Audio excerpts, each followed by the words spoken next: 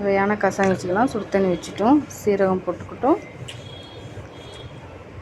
மிளகு இடித்து போட்டுக்கோங்க.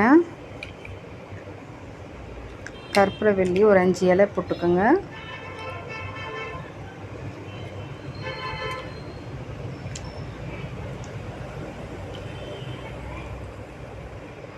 சுக்கு நல்லா தோல் எடுத்துட்டு இடிச்சிட்டு போட்டுங்க.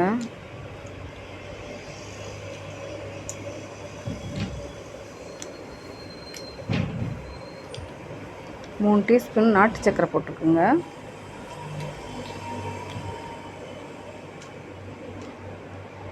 நல்லா கலந்து விட்டுருங்க.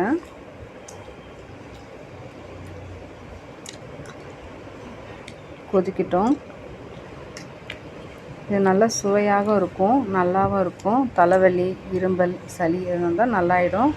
நல்லா ட்ரை பண்ணி பாருங்கள். நல்ல சுவையான ஒரு கஷாயம் இது. எல்லாம் சாப்பிட்டு செஞ்சு பாருங்கள், நல்லாயிருக்கும்.